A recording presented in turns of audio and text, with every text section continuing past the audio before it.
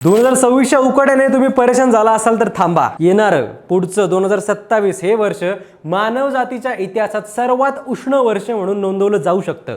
आणि त्यामागचं कारण आहे एक भयानक हवामान संकट, सुपर एल निनो.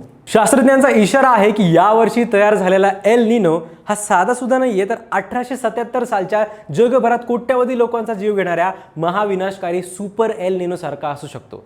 आणि हे जर खरं ठरलं तर जगभरात दुष्काळ, पूर, अन्नटंचाई, उष्णतेच्या लाटा आणि आर्थिक संकटाचं एक नवीन चक्र सुरू होऊ शकतं.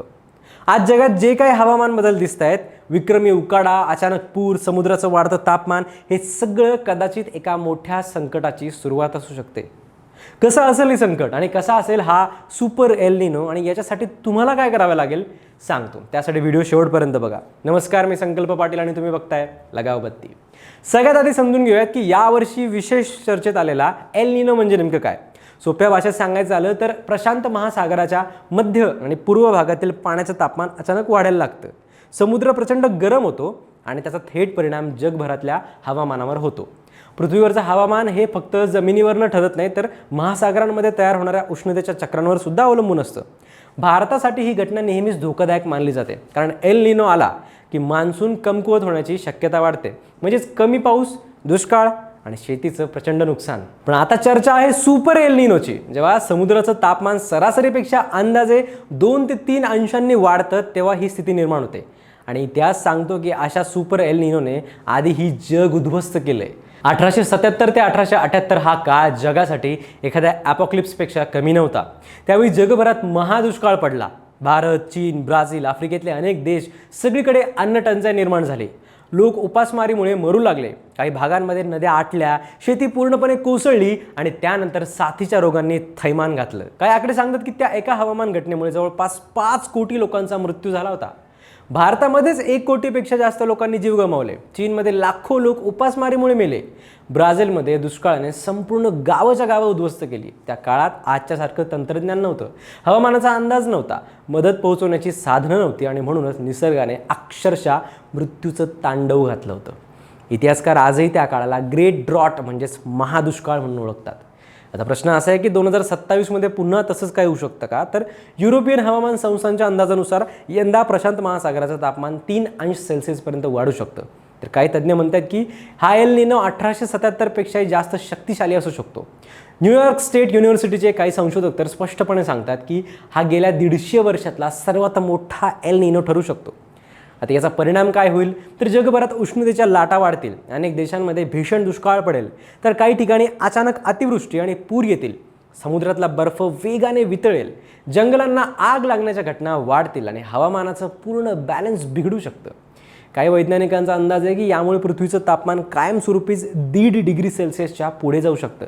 आणि एकदा का ही मर्यादा ओलांडली तर हवामानातले अनेक बदल कायमचे अपरिवर्तनीय होऊ शकतात. म्हणजे समुद्राची वाढती पातळी, वितळणारे हिमनग आणि वाढत जाणारा उकाडा हे थांबवणं जवळपास अशक्य होऊ शकतं. भारतासाठी हा धोका आणखी मोठा आहे, कारण जर मान्सून कमकुवत झाला तर तांदूळ, सोयाबीन, कापूस, ऊस यांसारख्या पिकांचं उत्पादन घटेल, पाण्याची टंचाई वाढेल, धरणांमध्ये पाणी कमी होईल, वीज निर्मितीवर सुद्धा परिणाम होईल आणि महागाई वाढू शकते. म्हणजे फक्त हवामानच नाही तर आपल्या रोजच्या आयुष्यावर सुद्धा याचा परिणाम होणार आहे. भाज्या महाग होतील, अन्नधान्य कमी होईल आणि अर्थव्यवस्थेला सुद्धा मोठा फटका बसू शकतो. 2023 एल निनोमुळे भारताला काही कृषी उत्पादनांच्या निर्यातीवर निर्बंध घालावे लागले होते, कारण देशात अन्नधान्याची कमतरता निर्माण होण्याची भीती होती. जर येत्या वर्षी सुपर एल निनो आला तर परिस्थिती आणखी गंभीर होऊ शकते. तज्ज्ञ सांगतायत की भारताला खाद्यतेल आणि इतर कृषी उत्पादनांची आयात वाढवावी लागू शकते. पण मग एक गोष्ट लक्षात घेण्यासारखी आहे. तज्ज्ञ सांगतायत की एल निनो म्हणजे प्रत्येक वेळी महाविनाश होणारच असं नाहीये. गेल्या काही दशकात काही एल निनो वर्षांमध्ये भारतात सामान्य पाऊस सुद्धा झाला होता. पण खरं तर यावेळी भीतीचं कारण आहे वाढतं ग्लोबल वॉर्मिंग. कारण आता एल निनो आणि हवामान बदल हे दोन्ही एकत्र येत आहेत.